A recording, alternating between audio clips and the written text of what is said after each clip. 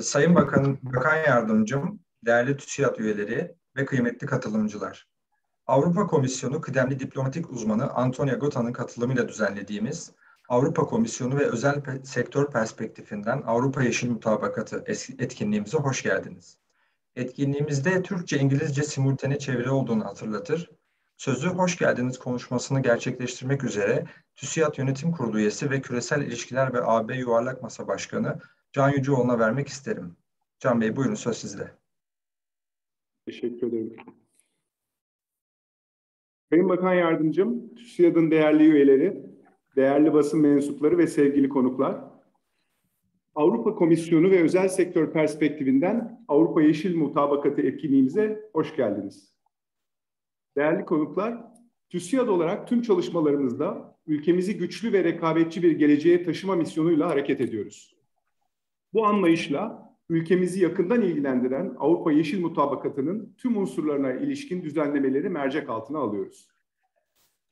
Covid-19 salgınının toparlanma sürecinde sürdürülebilirlik olgusu ülkelerin krizden çıkışı için yeni çıpası haline geliyor. Bu süreçte Paris Anlaşması iklim kriziyle küresel mücadelede önemli bir mutabakat çerçevesi sağlıyor. Avrupa Birliği tarafından hayata geçirilen Avrupa Yeşil Mutabakatı ise küresel ekonomik ve ticari ilişkilerini yeniden şekillendiren bir nitelik taşıyor. İklim değişikliği ve çevresel bozulma tehditlerine karşı bütüncül, hedef odaklı ve geniş kapsamlı bu çabaların ekonomilerin yeşil dönüşümünde kritik rol oynayacağına inanıyoruz. TÜSİAD olarak biz de ülkemiz açısından oldukça önem arz eden bu gelişmeleri yakından takip etmeye devam ediyoruz.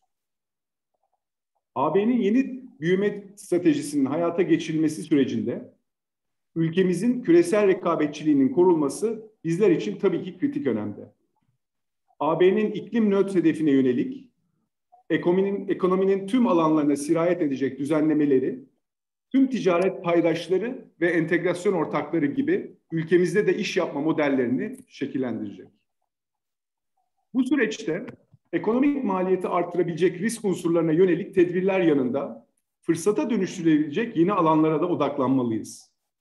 Nitekim çalışmalarımız yeni ekonomi modelinin çevresel değeri yanında ekonomi ve istihdam politikaları açısından da fırsatlar barındırdığını ortaya koyuyor. Avrupa Yeşil Mutabakatı bünyesinde öngörülen düzenlemelerin çizdiği çerçevede de ülkemizde sürdürülebilir üretim ve tüketim kalıplarının içselleştirilmesine rehber niteliğinde.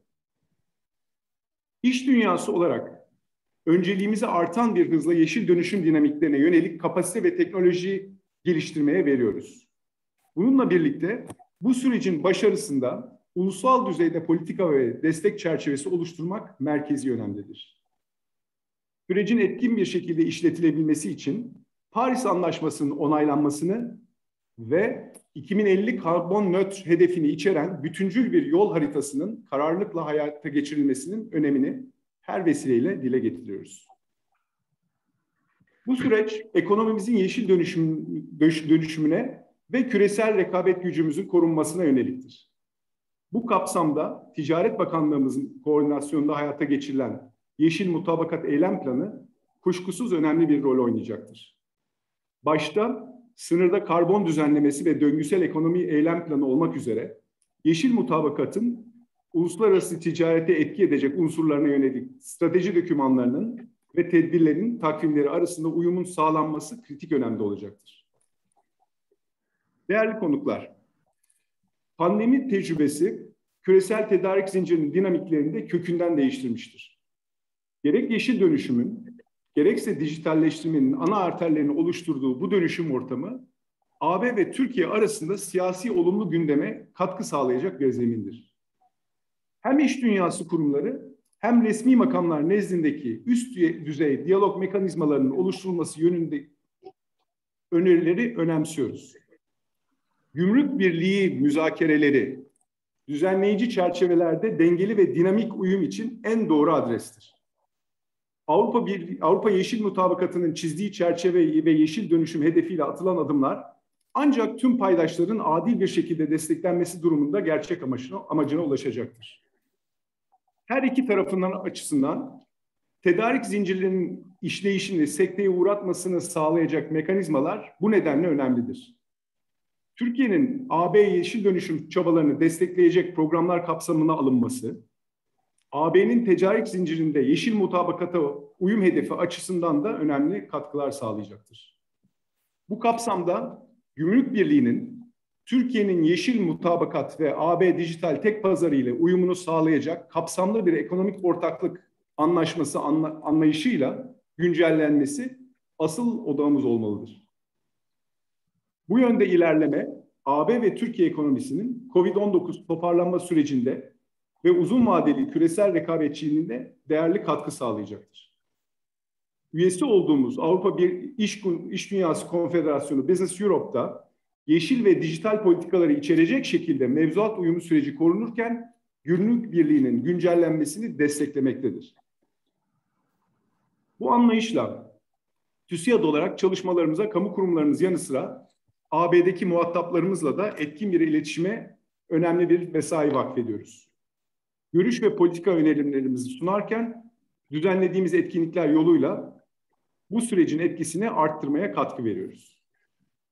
Bu etkileşimin önemli bir adımı olarak gördüğümüz bu etkinliğimize değerli katılımları ve bizimle paylaşacakları kıymetli değerlendirmeleri için Sayın Agota'ya teşekkür ediyorum.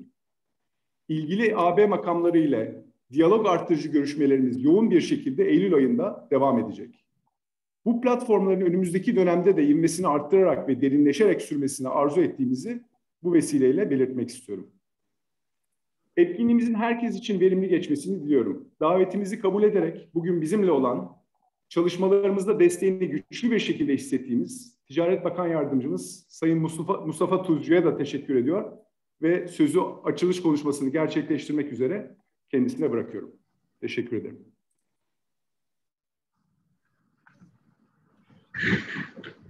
Çok teşekkürler Can Bey. Ben de öncelikle TÜSİAD'a bu etkinliğin organizasyonundan ve nazik davetlerinden ötürü çok teşekkür ediyorum. Also, I thank Mr. Agota for being with our business community to outline the perspective of the EU on Green Deal today. İklim değişikliğinin artık yadsınamaz bir şekilde dünyamızı etkilemeye başlamasıyla birlikte yeşil dönüşüm politikaları zaruri olarak uluslararası ekonomi ve ticaret gündeminin merkezine yerleşmeye başladı. Can Bey'in de ifade ettiği gibi. Şüphesiz Avrupa Birliği'nin geçtiğimiz yıllarda açıkladığı Yeşil Mutabakat kapsamında 2050 yılında karbon nötr kıta olma hedefi de bu politikalara ivme kazandırdı. Bir anlamda ön ayak oldu.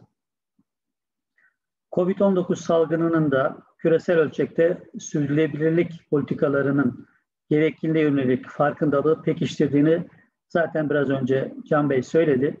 Uluslararası ticaretin artık diğer aktörleri de aynen Avrupa Birliği gibi kendi yol planlarını bu şekilde açıklamaya başladılar. Diğer taraftan yeşil dönüşüm, dijital dönüşümle birlikte ortaya konulan hedefler olarak gözüktü ve politika araçları da her geçen gün şekillenmeye başladı. Temmuz ayında Avrupa Birliği Fit for 55 isimli yeşil paketle de birazcık daha detaylarını bu çalışmasının verdi. Tabii kimse için sürpriz olmadı. İlk olarak belli enerji yoğun, karbon yoğun sektörler hedef olarak belirlendi. Demir, çelik, çimento, alüminyum ve elektrikle gübre gibi.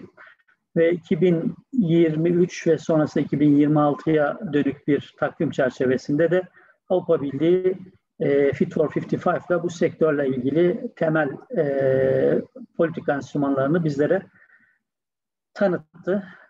Tabii Türkiye için, ticareti için bu sektörler ve bundan sonra eklenecek diğer sektörler ticari anlamda çok önemli olacak. Bizim iş çevremiz birçok ülkeden daha fazla, diğerlerinden çok daha fazla bu entegrasyon ilişkisinden dolayı Avrupa Birliği'nin politikalarına etkilenecekleri için daha güçlü bir şekilde bu enstrümanları takip ediyorlar. Özellikle alüminyum ve çelikte bizim ihracatımız çok yüksek. Bu ürün gruplarında toplam ihracatımızın yaklaşık %33'ü Avrupa Birliği'ne yönelik. Tabii biz bunu AB ile sınırlı görmüyoruz. AB'den sonra, Avrupa Birliği'nden sonra ABD, Kanada, İngiltere başta birçok ülkenin benzer mekanizmayı hayata geçireceğini görüyoruz. Bu anlamda da biz küresel iklim değişikliğiyle mücadelenin tüm ticaret politika alanına yerleşen bir öncelik olduğunu kabul ediyoruz Türkiye olarak. Bunun kabul edilmemesi artık anakronik bir anlayış olur ve biz de bununla mutabık olarak da kendimizde Türkiye'nin bir yeşil eylem planını açıkladık Temmuz ayında. Bunda Cumhurbaşkanımız bizzat kendisi tüm kurumlara, ilgili kurumlara görev vererek özel sektörün katılımıyla bunu bir plan olarak önümüze getirdi ve talimatlandırdı. Aynı zamanda geçtiğimiz günlerde de ülkemizin önümüzdeki 3 yılın 2022-2024 yıllarını kapsayacak orta vadeli programında da öncelikli alanlardan birisi olarak bunu ifade ettik. Sayın Cumhurbaşkanımız da dün bunu şifaen de ilan ettik. Bizim temel hedefimiz ülkemizin zaten bu aşamada getirdiği bu anlamda kazanımları, ivmeyi kaybetmeden yeni aksiyonlarla bu alanda ilerlemek, olası riskleri görüp bunları bertaraf edecek, kendimize ait bir yeşil planını ilgili kurumlarla koordineli şekilde hayata geçirmek planı içerisindeyiz. Bununla uyumlu olarak da geçtiğimiz haftalarda da TÜSİAD'ın da olduğu özel sektörümüzle birlikte çalışma grubumuz özel sektör ilk toplantısını yaptı. Özel sektörün bu planın merkezinde olması bizim temel hedefimiz. Bizim eylem planımızda 9 ana başlıkta 32 hedef ve 81 eylem var. Tabii bunların arasında birçoğu Avrupa Birliği'nin açıkladığı yeşil mutabakatla uyumlu ilgili eylemler. Birçoğu örtüşen eylemler. Biz bir yandan Avrupa Yeşil Mutabakatı kapsamında yer alan başta sınırda karbon düzenlemesi mekanizması olmak üzere döngüsel ekonomi, tarım, ulaştırma başlıklarına hayata geçirilecek mevzuat değişikliklerine ülkemizin uyumunu hedefliyoruz. Böylece ihracatımızın da rekabetçiliğinin korunmasını ve açıkçası risklerin fırsata dönüştürülmesini hedefliyoruz. Diğer taraftan da 2030 ve 2050 yıllarına yönelik de ülkemizin orta ve uzun vadeli iklim değişikliği stratejisini hazırlamak ve buna ilişkin olarak da tabii finansal sektörümüzü de en azından çerçeve olarak hazır etmek niyetindeyiz. Tabii hangi alanlarda öncelikli olarak çalışıyoruz? Bu da yine açıkçası Avrupa Birliği'nin ilerlediği yolu bir nebze onun ayak izlerini takip ediyoruz biz de. İlk olarak tabii vakit kaybetmeden çalışmalarımızı yoğunlaştıracağımız ilk alan sınırda karbon düzenlemesi olacak. Hem ülkemizin hangi uygulamaya tabi olacağı, hem AB'nin uygulamasının ülkemizin sektörlerine nasıl etki edeceği, ekonomik ve ticaret ilişkimize ne kadar zarar vermemesi için neler yapılması gerektiği ilgili olarak hem AB ile istişare edecek, diğer yandan da ilgili sektörlerde de sera gazı emisyonlarını düşürme, karbon ayak izini mümkün olduğu kadar azaltmaya yönelik politikaları hayata geçirmeyi planlıyoruz. Tabii bununla beraber ulusal karbon fiyatlandırmasının da gerçekleştirilmesi ve bunun da özellikle AB ve diğer ülkeler tarafından kabul edilebilir bir şekilde belgelendirilmesine yönelik olarak da çalışmalarımızı yürüteceğiz. Biz AB ile birçok sektörde sektörel işbirliğini olanaklarını araştıracağız. AB'nin özellikle bu sektörlerde almış olduğu kararlar sırasında, sonrasında değil ama öncesinde ve sırasında bizimle işbirliği içerisinde olacağı mekanizmaları da AB ile istişare edeceğiz. Bizim gümrük birliği ilişkimiz olduğu için AB'nin bu planları harekete geçirirken, bu enstrümanları devise ederken, tasarlarken ülkemizle de istişare etmesi bizim temel önceliğimiz. Şimdi artık serbest ticaret anlaşmalarında, Dünya Ticaret Örgütü'nde yeşil mutabakat konuları, iklim değişikliği konuları merkeze yerleşiyor. Bu anlamda ulusal yönde atılan adımların mutlaka hem ikili, hem bölgesel, hem de uluslararası adımlarla uyumlu olması da gerekiyor. Bu anlamda da istişare mekanizmasının Avrupa Birliği tarafından güçlü bir şekilde işletilmesini bekliyoruz. Yine yeşil dönüşümü gerçekleşecek teknolojilerin de ülkemizde geliştirilmesi ve AB'nin istişare dışında bu anlamdaki finansman imkanlarının da Gümrük Birliği üyesi ve aynı zamanda aday ülke olarak Türkiye'de teşvik edilmesi, genişletilmesi için de bir beklentimiz var. Bu beklentimizin de tabii haklı bir beklenti olduğunu bu ilişkimizden dolayı hep söylüyoruz Avrupa Birliği'ne de. Şunu herkes takdir eder ki hiçbir hükümet ya da iş çevresi bu dönüşümü tek başına kendi imkanlarıyla, kaynaklarıyla gerçekleştiremez. Bu çok geniş kaynaklı yatırımı ve finansmanı gerektiriyor. Biz Avrupa Birliği'nin Yeşil Mutabakat kapsamındaki finansman kaynaklarından bu anlamda istifade edebilmesini en önemli Avrupa Birliği ile gündem maddelerinden bir tanesi olduğunu düşünüyoruz. Gümrük Birliği güncellenmesi sürecinde de yeni bir alan olarak bu alanda da bir başlığı Avrupa Birliği ile konuşuyoruz. Daha da derin olarak da konuşacağız. Bizim tabii Avrupa Birliği ile sürecimiz, entegrasyon sürecimizin bir de şu yönü var. Birçok ülkemizdeki yatırımcı ve üretici firmamızın çoğu, aralarında TÜSİAD'ın üyesi olan firmaların da çoğu aslında AB kaynaklı Türkiye'de üretim yapan firmalar ve AB ile entegrasyon ilişkileri çok güçlü. Bu değer zincirleri içerisinde yeşil mutabakatla ilgili olarak da muhtemel işbirliği alanlarının bizim alanımızda çok daha yüksek olabileceğini düşünüyoruz. Tabii biz KOBİ'ler nezdinde başta olmak üzere sektörlerimiz üzerine bir farkındalık yapmakla ilgili bilinçlendirme ve bilgilendirme faaliyetleri yapıyoruz. TÜSİAD gibi kuruluşlarımız da bu anlamda ciddi önemli raporlar yapıyorlar ve kamuoyunu bu anlamda bir farkındalığa sevk ediyorlar. Bazı küresel aktörler bu süreci birazcık daha geriden takip edip daha bu sürecin sadece ticareti engellemeye dönük bir süreç olduğu kabiliğinden hareket eden ülkeler de var. Türkiye bunun böyle olmadığını, bir gereklilik olduğunu kabul etmekle beraber bunun yeşil dönüşümün amaçlarıyla uyumlu olması konusunda da Dünya Ticaret Örgütü kurallarıyla uyumlu olması yönünde de tüm ülkelerle işbirliğini sürdürüyor. Biz hem eylem planımızda hem sanayimizin dönüşümünde alınacak kararların kamu kaynaklı olmasının yetersiz olacağını düşünüyoruz. Özel sektörün mutlaka ön alması gerektiğini düşünüyoruz. Bu anlamda da TÜSİAD başta olmak üzere özel sektör kuruluşlarımızın da istekli olduğunu, özellikle Avrupa Birliği ile bizim temaslarımızda bizim en büyük paydaşlarımızdan birisi olduğunu da biliyor ve görüyoruz. Bu anlayışla ben yine TÜSİAD'a bir kez daha bu istişare toplantısı için çok teşekkür ediyorum. Katılımcıların sunacakları değerli katkıları da dikkatle hem benim hem de arkadaşlarımın not edeceğini ifade etmek istiyorum. Çok teşekkür ediyorum. Sayın Bakan Yardımcımıza açılış konuşması için teşekkür ederiz. Sözü ana tema konuşmasını gerçekleştirmek üzere Avrupa Komisyonu kıdemli diplomatik uzmanı Antonio Agota'ya veriyorum. Mr. Agota, the floor is yours. Well, thank you very much. Thank you also, Deputy Minister.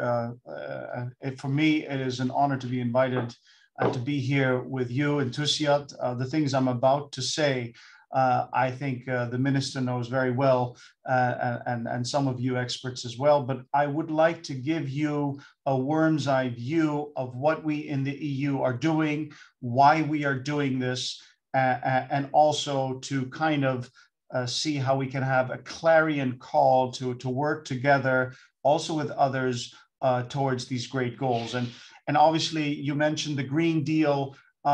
When we started this new commission in December 2019, we were already working behind the scenes frantically to actually translate a public push, which we saw in the elections, which we saw with the plastic strategy, which we see with the Fridays for Future marches with children around the world. We were translating this into what we thought was the first comprehensive plan how to deal with the climate and biodiversity emergencies. And these have to deal with energy, with industry, with the built environment, with agriculture, with trade, with finance, all of these things. And we tried to put together a map a roadmap, and a compass. And we did that with the Green Deal. And what we knew then was that the time and the window of opportunity would be small. And 3 days after we put a climate law on the table, and the climate law has been adopted, is basically our political navigator towards climate neutrality in 2050. And 3 days after we put that on the table, COVID broke. And I'll be very honest with you, in the beginning, we thought this might kill it, because we know how the minds work of the public and political agenda. But the thing that we found astonishing is that European leaders actually rallied and said, you know what, decisions that we would have had to take 5 years from now or even further on, we have to take now. So if we're going to amass a lot of money, and we put together a lot of money in the recovery package and in the new budget, we can only spend it once. So let's spend it correctly. And as the Deputy Minister said, indeed, it's on the 2 pillars of the green transition and the digital transformation. So if anything, the COVID crisis not only made us realize that our health and well-being are so important, and that GDP growth numbers are not enough, but they also acted as a catalyst for this transformation.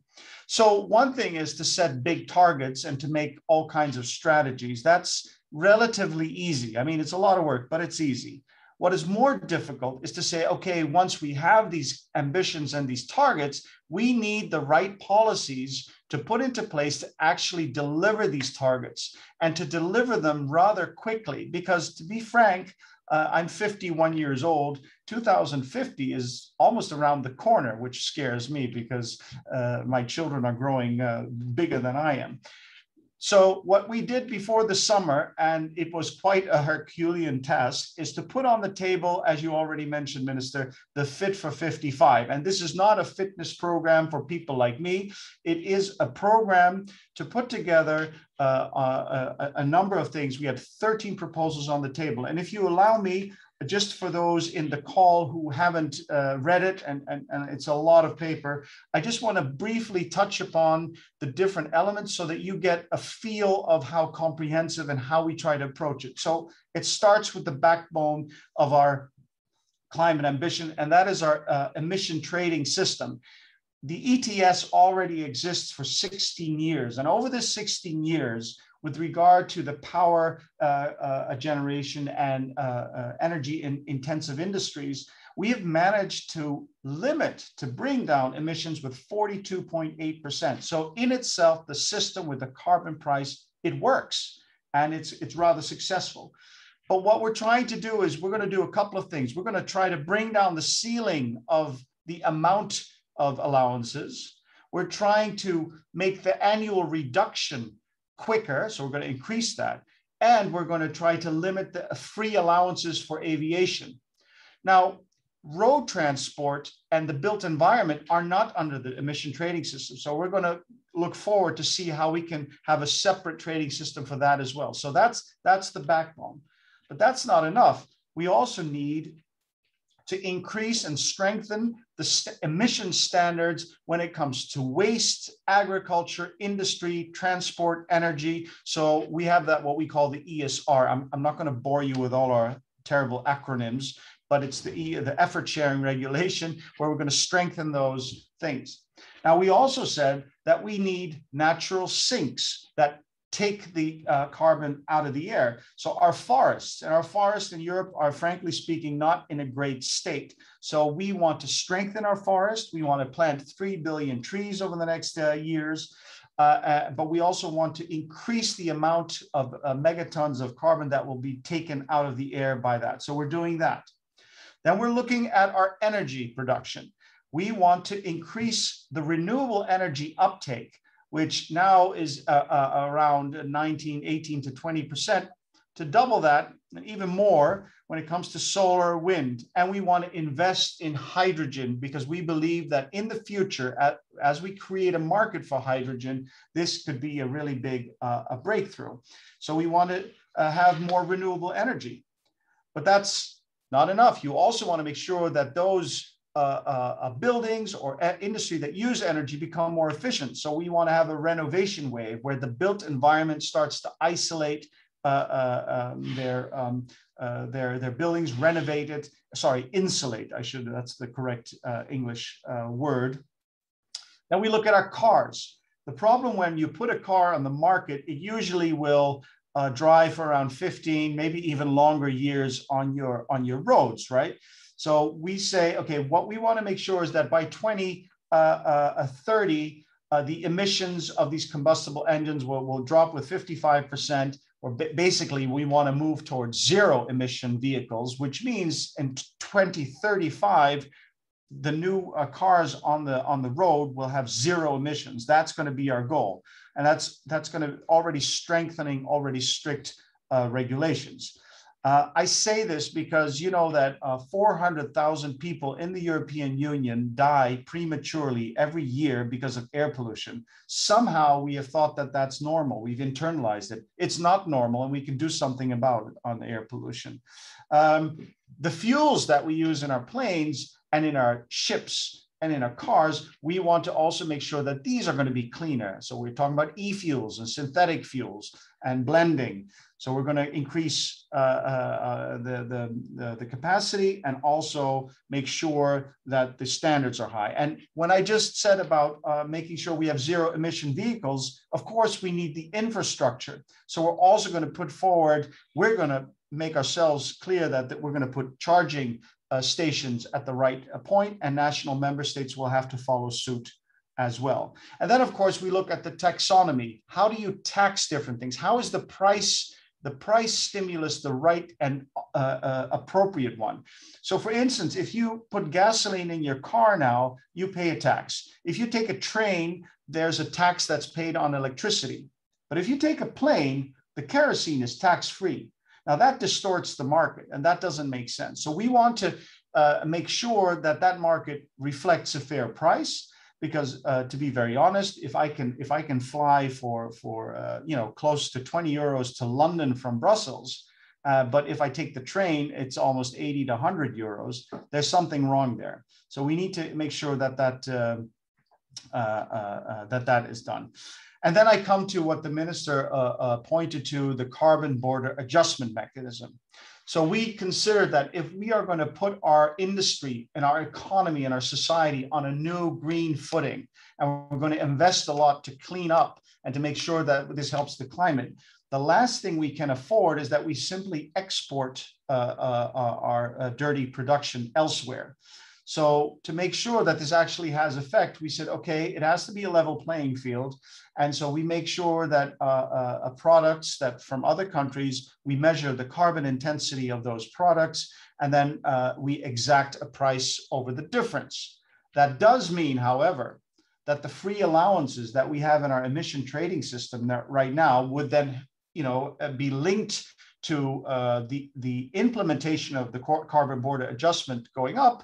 Our free allowance should have to go down. Otherwise, it would not be fair. Now, I want to say very clearly, we've been signaling this to the world that this is not a punitive measure. This is certainly not a protectionist measure. It is a logical a deduction from what we're trying to do. And we will consult with all our partners, including Turkey, including Russia and the US and China and any other partner, because we want to make sure that what we do makes sense.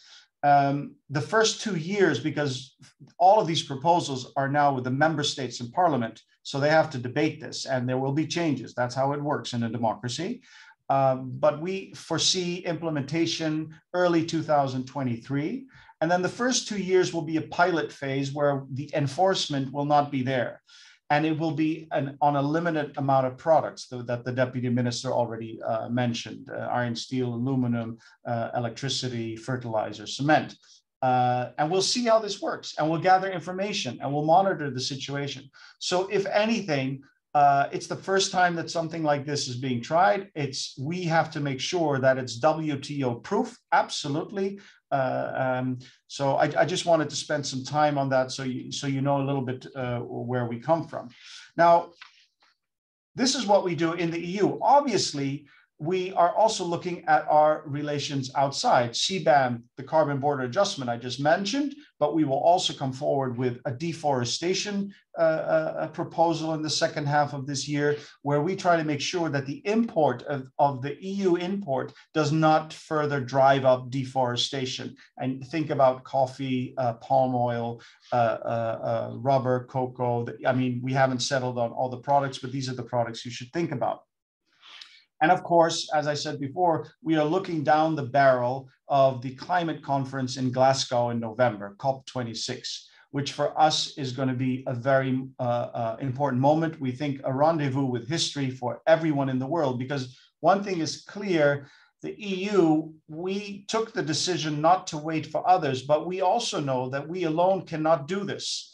And the minister was very right. This cannot just be a public effort, though the public and the government, the public administration can set the playing field and can set the rules and make sure that investors know what the next years is coming, so that we can offer regulatory security, so that investors know where to go, because I think they want to make earn money, but they cannot operate in a field where there's complete uncertainty. So that's our role. But we need to get business along. And that's why we said from the beginning, we need to do it together with the public. We need to do it together with other countries and governments, all of them. And we need to do it with business, because you can already see something that's changing in the world. Business is already moving that way. And if business really picks up and investors really pick up, the speed of this will be breathtaking. We see it with the e-cars in my own country, the Netherlands, how quickly this can go. In COP, just very briefly, there are three important things. It's very important that all nations in the world, because there is no free ride in this, unfortunately, will have to come up with the appropriate ambition.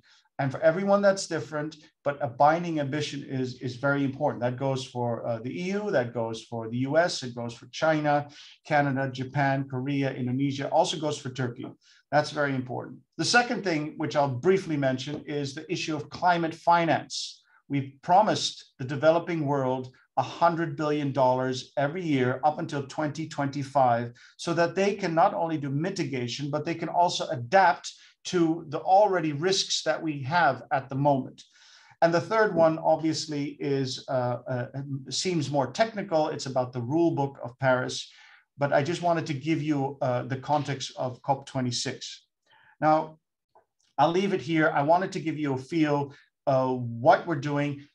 Now, the reason why we are doing it, it's not just project fear and we're all going to die, but the costs of non-action are so high, nobody can bear this. It is an existential challenge. So we talk about floodings, wildfires, droughts that are failed, pandemics, freak storms, all of these things are extremely dangerous, and a lot of vulnerable people are going to suffer for it. And it is, as my boss says, it's quite possible that in the future there will be even wars over arable land, over water. So the costs of non-action outweigh the costs of investing. And the second thing is, but this is not a negative proposition. I think the minister and also Mr. Joglo, I'm very, if I mispronounce your name, sorry, but already said there's also a lot of opportunities. What we put on the table, the green transition, whether it's the Green Deal or whether it's the Turkish Green Plan, or this is a positive proposition, because we're talking about we can have cleaner air, we can have fresher water, we can have foods with less pesticides in them, we can have lower energy bills for people who are already suffering if we organize the insulation and the generation of energy on these houses. We can have cooler inner cities because we replant them, and we can have parks for people. Because ultimately, as my boss Frans Timmermans likes to say, we're not here to save the planet for the planet. The planet has been fine for 3.5 billion years, and the planet will be fine for billions of years without us. Ultimately, this is about us. It's about our children. And we have to ask ourselves, what world do we want to bequeath to them? So I'll end on that note. The question I hope everyone asks themselves, whatever business you are in, whatever job you have, whether you're a politician or a business person, an investor, or you do something else, what do we want to tell our children or our grandchildren when they ask 50 years from now or 20 years from now, so what did you do when the science was absolutely clear? I thank you, and I'm sorry if I took too much time, but this is what I wanted to say to you. And as we say, when it comes to EU and Turkey, I believe in the saying, tatle iyilim, tatle konuşalım. So I leave it with that. Thank you very much. Sayın Agota'ya konuşması için teşekkür ederiz. Etkinliğimiz Yatırımcı ve İş Dünyası Perspektifinden Türkiye'nin yeşil dönüşüm ihtiyacının değerlendirilmesi başlıklı panelimizle devam ediyor.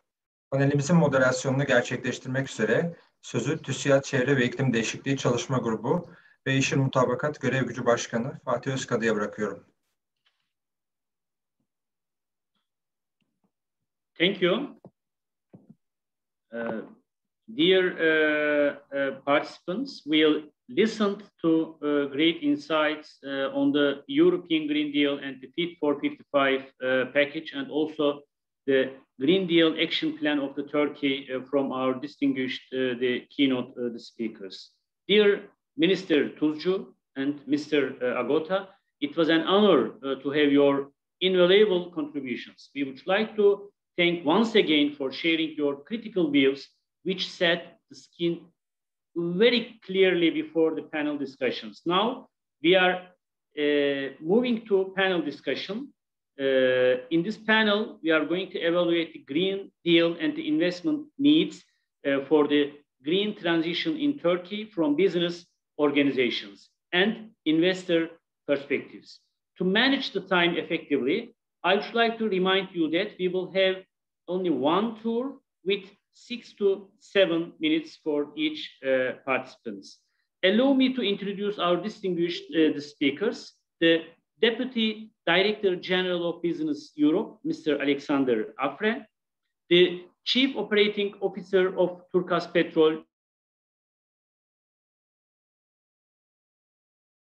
Director of Unilever, Ms. Ebru Şenel Erim, and Policy Secretary of WNO, the Confederation of the Netherlands Industry and Employers, Mr. Frits de Groot. Mr. Afre, thank you very much for being with us today. I would like to ask you the following. As you are a representative of the business organization based in Brussels, which is very active in the Green Deal process from the beginning, it is very important for us to learn your opinion on the main priorities of the European business community within the frames of the European Green Deal and the Fit for 55s, including the CBAM.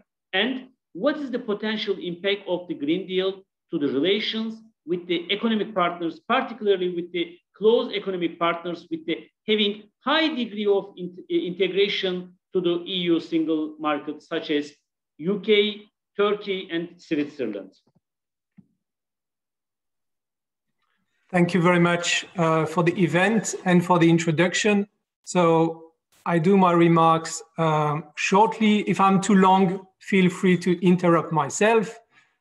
So firstly, on the Green Deal and the priorities by Business Europe, and very much commenting on the Fit for 55. I think from our perspective, the overall direction is good. The ambition is necessary. It has been well explained by Mr. Agota, the reason why we need this level of ambition. So this is absolutely the right approach. It has been said as well, it will bring opportunities for business, new business models, opportunities for technologies.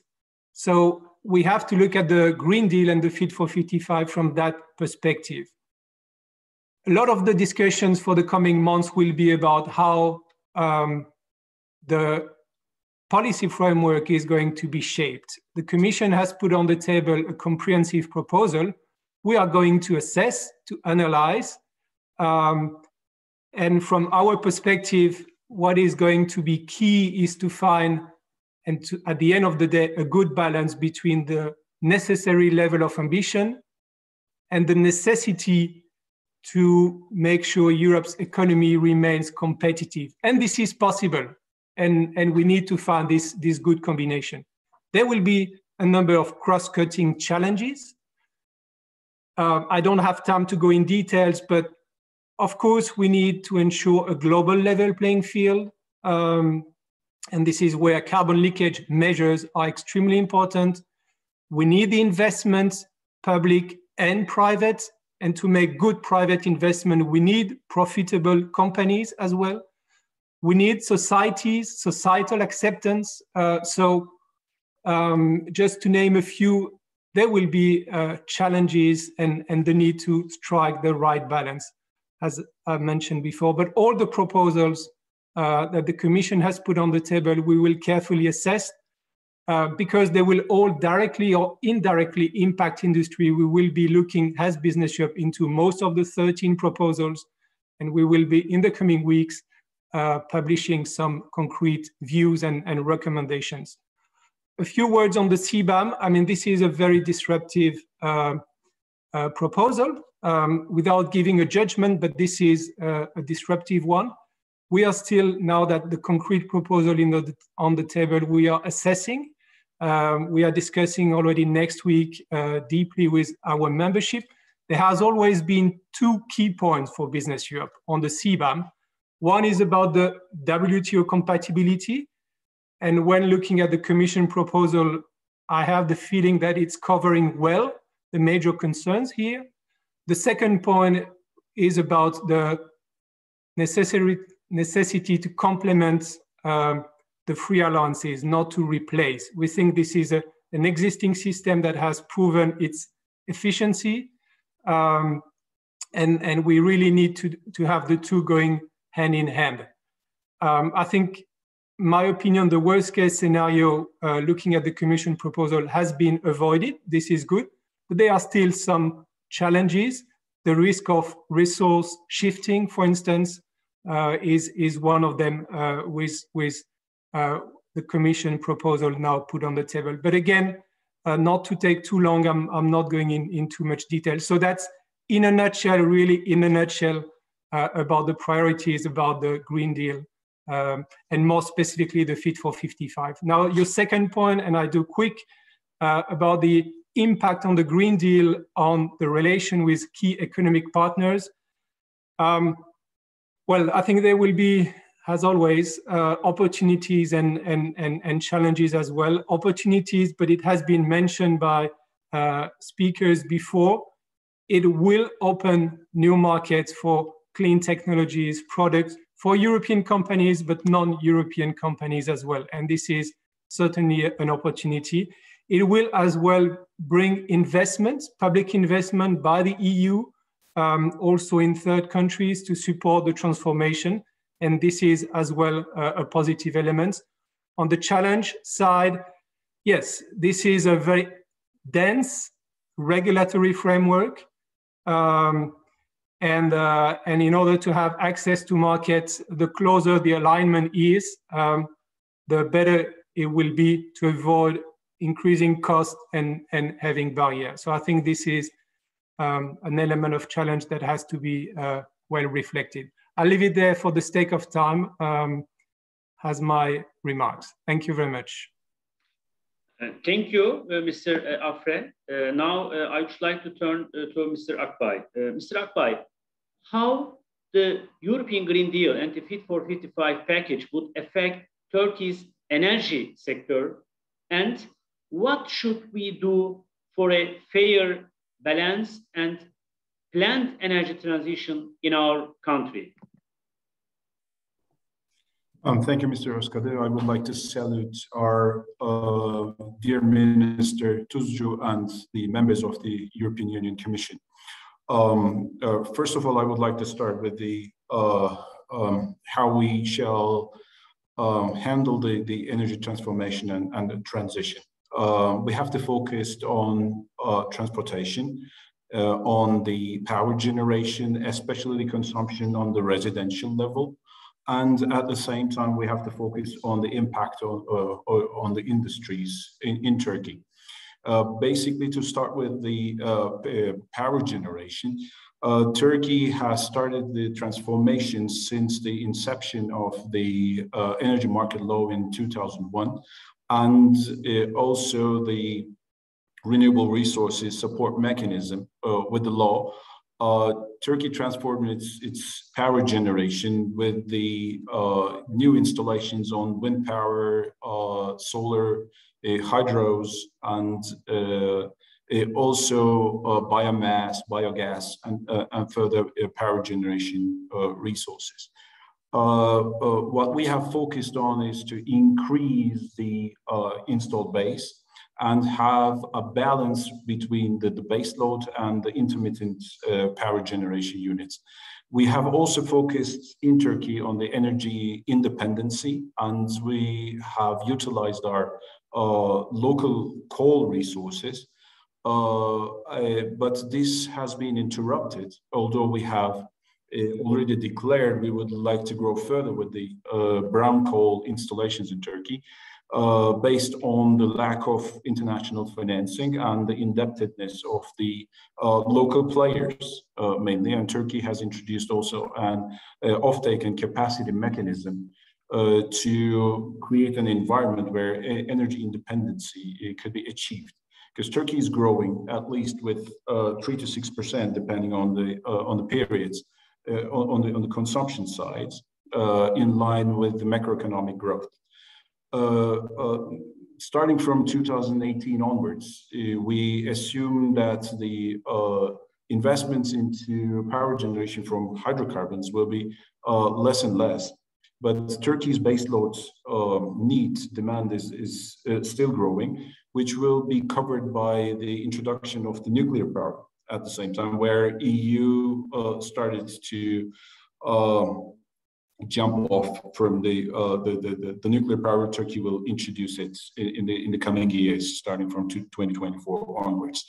What we would like to achieve is that we would like to turn from the local lignite generation and from the thermal coal generation to renewables with the introduction of the new law, with the formula of extension on the Turkish lira-based feed-in tariff mechanism on the renewable power, and turn its coal resources, the open pits, with recultivations in order to make use of them, and to install further PV on the pits and ash storage areas. So this is going to be the first action we are going to take in this section.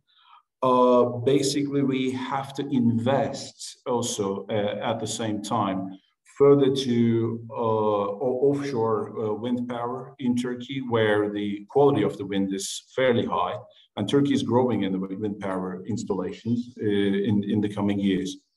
We have already decided to use natural gas as the transition hydrocarbon with less emissions on the power generation side.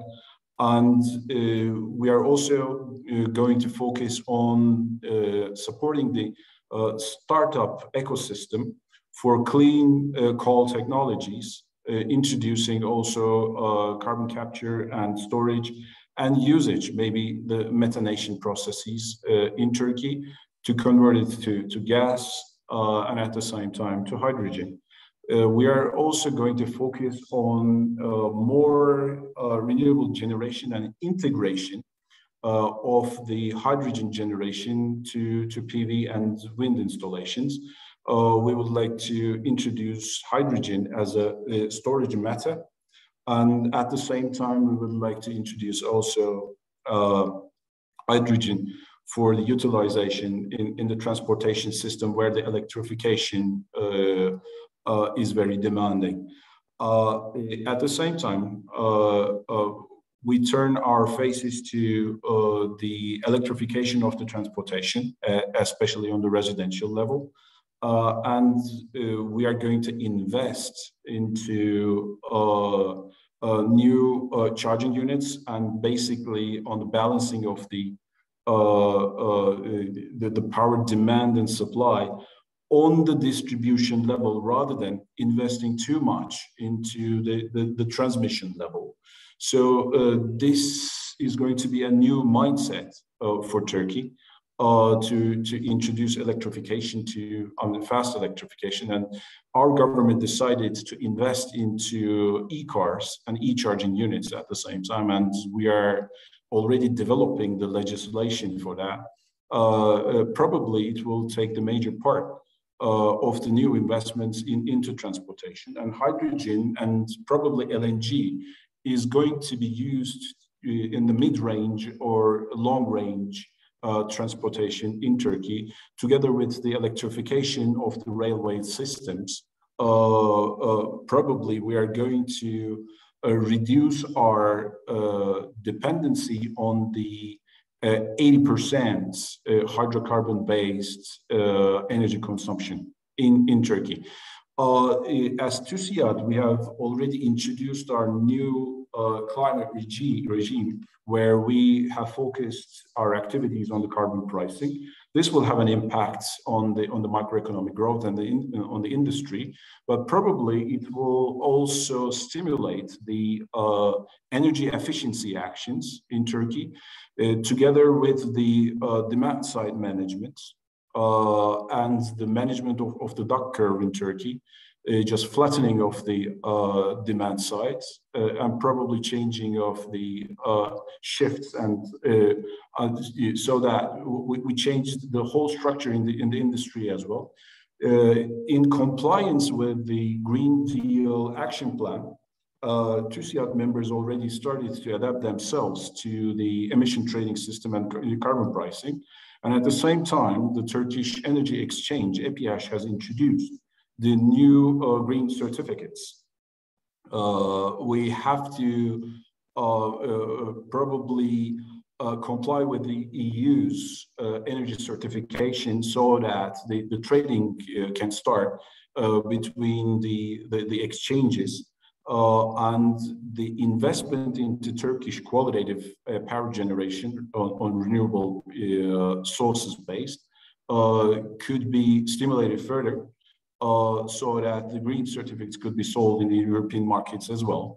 The carbon pricing is going to be a key issue on the impact of, especially to the iron and steel industry in Turkey, aluminum industry in Turkey, the cement industry in Turkey, because they are going to be subject starting from 2025 onwards to the CBAM regime. So we have to adapt ourselves and at the same time create a trading volume of at least, I would say, 30 million euros in Turkey. The carbon pricing can be used at the same time to somehow stimulate the renewable power generation with a new tariff mechanism. The ones who consume more shall pay more, and the introduction of the social tariff could strengthen also the so-called distribution of the wealth in Turkey. The needs can be covered with the introduction of the new tariff, and also we can make use of renewable tariff-based long-term bilateral agreements between industry and power generation, so that the investments into power generation can grow further, which would help also us to achieve the targets of Fit for 55 in general. And at the same time, Turkey is rich in solar power, the rooftop applications, the prosumer issues, and the aggregators can help to strengthen the transmission and the distribution level for power generation. And also at the same time, the e-cars can be used with their batteries to supply the grid, at the same time consume from the grid. To summarize, we are in a fast pace of decarbonization of Turkey, and adapt our industry needs with the stimulation of the energy efficiency activities at the same time, and probably based on a liberalized energy market. Mr. Akbay, thank you. Now, I would like to ask my third question to Ms. Erim. Ms. Erim, how do you see the European Green Deal from Unilever's perspective? What to do in Turkey from the perspective of a foreign investor? Considering your operations in Turkey, how do you evaluate the risks and the opportunities of the Green Deal? First of all, thank you so much. You are inviting me this very important panel, and dear Minister Tuzcu and the members of the European Union Commission and the TÜSİAD as well. So the climate change we have long been debating about and preparing for has become a crisis we are facing daily. So the pandemic revealed that the climate crisis and the social inequalities are urgent issues that require collaborative action.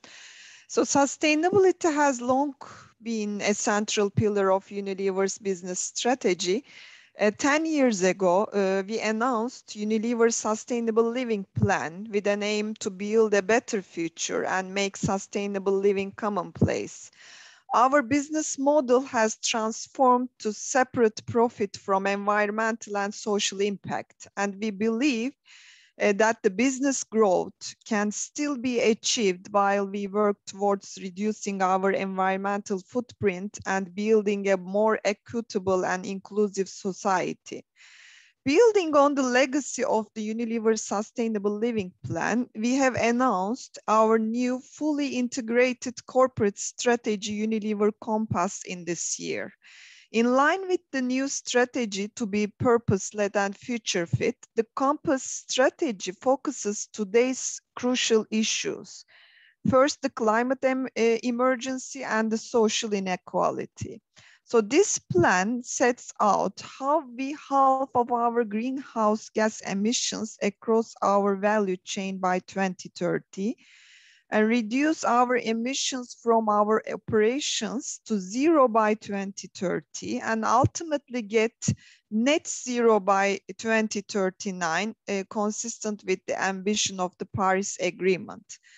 And we are adapting Unilever's value chain to be net zero by 2039 as well. So in line with our commitments, Unilever has been a strong supporter of the European Union Green Deal, especially to its overarching objective to reach climate change neutrally by 2050 and reducing at least 55% of greenhouse gas emissions by 2030. So the Green Deal objectives are aligned with our strategy and will help us to meet our climate and nature, future foods and clean future ambitions. As multinational companies, we are believing that all multinationals play a key role in shaping the Green Deal agenda across the world, as well as in Turkey as well. The majority of the foreign companies in Turkey have global sustainability commitments and have been making various investments to achieve their targets at a local level as well, which is very, very good. As the climate efforts have accelerated with pandemic, we see these commitments being prioritized in Turkey as well.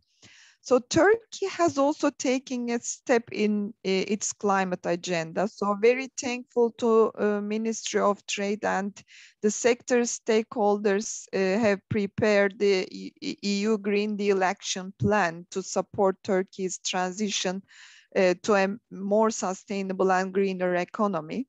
However, we know that neither businesses nor governments alone can fulfill the climate targets. And we believe that the close cooperation between the private sector, governments, non-governmental organizations, startups, and the academia will help us to achieve, fully leverage the potential of the Green Deal and make a real impact on our environment.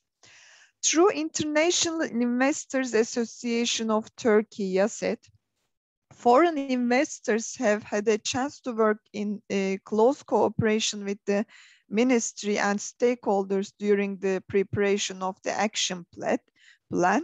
And YASET is among the key stakeholders as of 154 of its member companies are European-based and are actively taking part in Green Deal negotiations. As a foreigner investor and a member of YASET, we encourage foreign investors to support all policy areas of the action plan with a specific focus of three priority areas, which are adopt and implement best global practices in Turkey, and increase our access to international green financing sources, including impact investment funds, and contribute the efforts to ensure that the regulatory framework of the Green Deal compliance is implemented to maximize our country's investment competitiveness.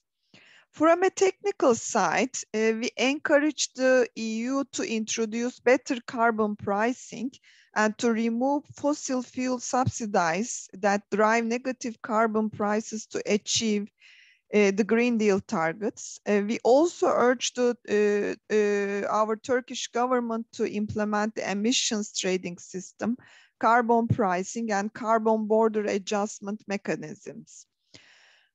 The last but not least, the Green Deal will bring new challenges to the private sector for sure, and we believe that the support should be provided in topics such as emissions reduction, waste recovery and disposals obligations, infrastructure requirements for industrial zones, and operational cost of collecting waste will accelerate the harmonization processes.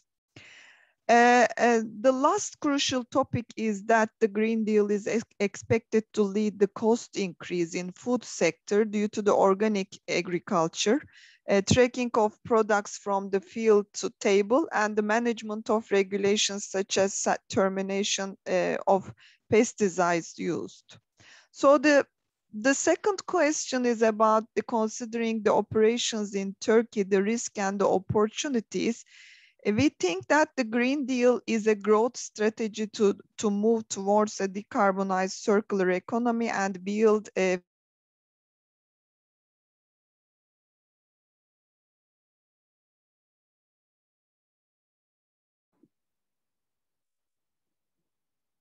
Ebru Hanım. Ebru Hanım, we cannot hear you. A fair and prosperous society. Pandemic and economic crisis pledge and allocated 30% of the recovery fund for climate protection. Our CEO, global CEO, Ellen Job, have recently voiced support the decision by underlining that the setting up a false dichotomy between sustainability and economic growth is one of the most dangerous mindsets. And investing in a 1.5-degree world is the best investment we can all make. And Unilever has always believed that success can only be realized through public, private, and civil society coming together. And we are a principal partner of COP26, working closely to help accelerate climate leadership and ambition in the lead up to the summit. As we embark on the decade of delivery, we will be looking to countries to set up ambitious decarbonization targets underpinned by the clear roadmap with milestones for the short, medium, and long term. And governments must commit to establish policy frameworks that gives businesses confidence to invest in a net zero future. Like many other businesses across the world, Unilever has been affected by the pandemic for sure. And however, during this period of uncertainty, we made a 1 billion euros investment to climate and nature fund that will be used for projects such as reforestation and water preservation to fight the climate change. So the last last wording about the issue is that due to the lack of high quality recycled plastic in Europe, companies need to import their recycled secondary materials. This obstacle prevents this plastic sector in Europe to become fully circular.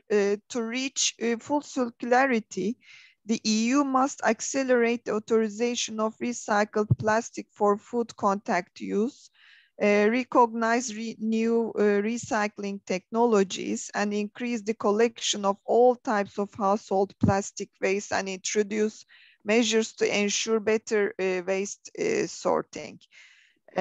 So in addition, maybe the last subject is about closed loop recycling over energy from waste, and the landfills should be incentivized, and innovative business models like reused and refill should be supported as well. Thank you so much for listening to me. Thank you, Ebru Hanım. Now, I would like to ask the last question to Mr. De Groot. Mr. De Groot, what should the Turkish business community do to avoid the risk of the European Green Deal, and what are the main opportunities that Turkey can benefit? As a Dutch business organization, what are your recommendations to your investors in Turkey within the scope of the European Green Deal? Yes, thank you very much. I will keep it brief because I see your time constraint coming up.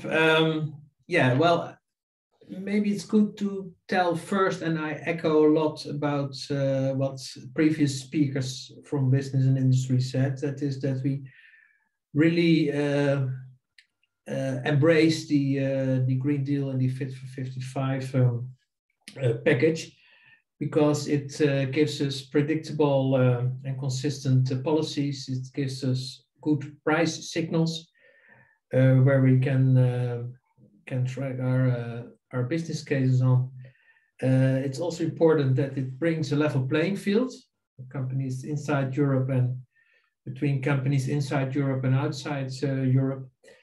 And it also stimulates the national climate change programs, which is of course important when we have a kind of European architecture above that.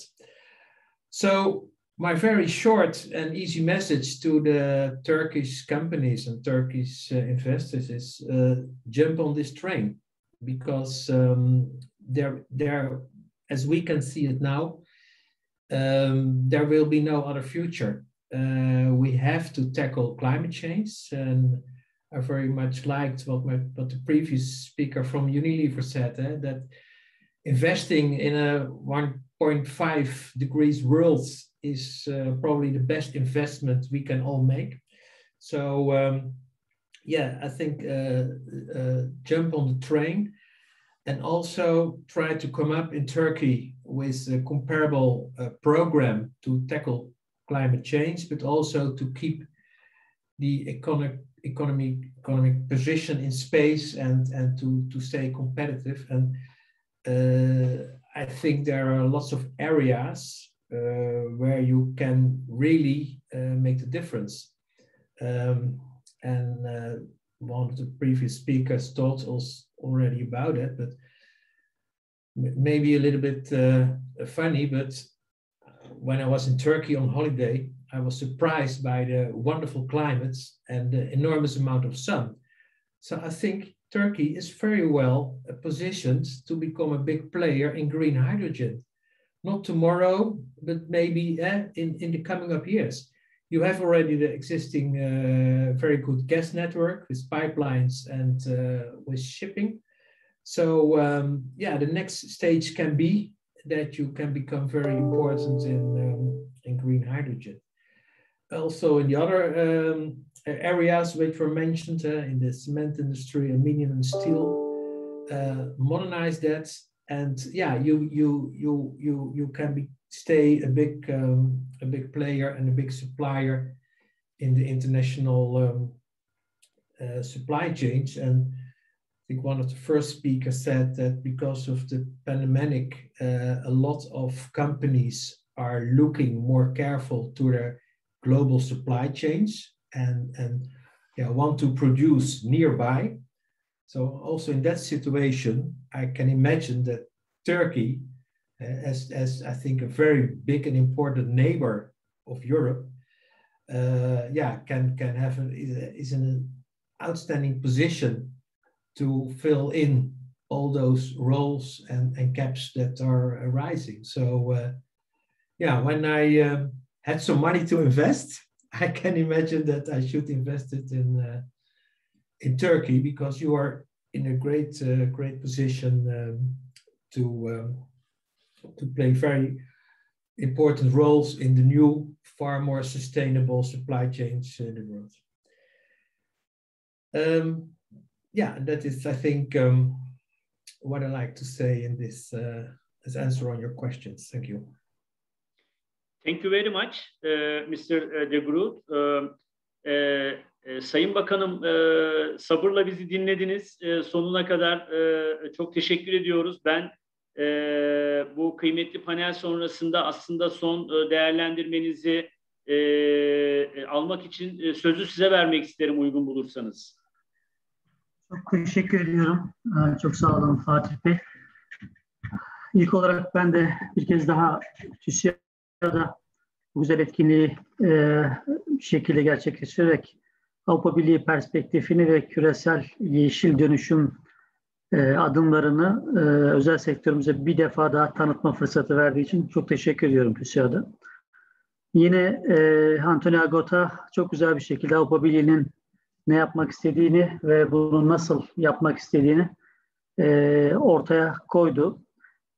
Bunun için hem sektörleri hem de hangi enerji alanında, hangi kaynak alanında Avrupa Birliği'nin bir arayış ve planlama içerisinde olduğunu ve bunu da incremental bir şekilde adım adım yapacağını ve açıkçası sektörleri küresel sanayi ürkütmeyecek, Türk sanayisini de bir şekilde entegre edecek bir şekilde yapacağının sinyallerini verdi diye düşünüyorum. Tabii Avrupa Birliği ile bizim yüksek düzeyli bir diyalogumuz var. Biz Avrupa Birliği'nden biraz önce konuşmamda da ifade ettiğim gibi arzu ettiğimiz bunu hem alt komiteler bazında hem de sanayilerimizin birbirine konuşarak bir şekilde bu süreci ortaklaşa ilerletmeleri. Nasıl ki Avrupa Birliği'nin EFTA gibi başka partnerlerine sağladığı alanlar varsa bizim sanayimizin de bu alanlarda Avrupa Birliği'ne uyumlu politika geliştirmesine hem katkı koymasını hem de kolaylık sağlamasını da bekliyoruz. Bu konuda da sektörlerimizin istekli olduğunu da ifade etmek istiyorum. Konuşmaları dinledik. Hem size Fatih Bey girişi için hem de Sayın Afre'ye hem Akbay'a özellikle ulaştırma alanındaki ortaya koydukları perspektif için ve sektörümüzün bu anlamda zaten belli bir ilerleme kaydettiğini ortaya koyduğu için teşekkür ediyorum. Yine Sayın Ebru Hanım'a, Unilever'in de bu anlamdaki kurumsal ilerlemesini ortaya koyduğu için teşekkür ediyorum. Son olarak da Sayın Fritz de Groot'a da Türk firmalarına yönelik ortaya koymuş olduğu bir şekilde fotoğraf içinde çok teşekkür ediyorum. Bu tarz iş dünyasıyla özellikle Avrupa Birliği uygulayıcı birimlerini bir araya getirecek organizasyonların artırılmasını diliyorum. Biz bakanlık olarak ben görevim itibariyle de aynı zamanda da şu anda Türkiye'de Yeşil Mutabakatla ilgili olarak Cumhurbaşkanlığı Genelgesi'ndeki koordinatör bakan yardımcısı olarak da bunun koordinasyonuna sahip bakan yardımcısı olarak da her türlü etkinliğe katkı vermeye hem TÜSİAD'ın hem Avrupa Birliği'nin etkinliklerine katkı vermeye de hazır olduğumuzu ifade ediyor. Hem katılımcılara hem de sizlere bir kez daha teşekkür ediyorum. Sayın Bakanım çok teşekkür ederim. Size tüm katılımcılara TÜSİAD adına şükranlarımızı sunuyorum. Herkese çok güzel bir gün diliyorum. Saygılar sunuyorum.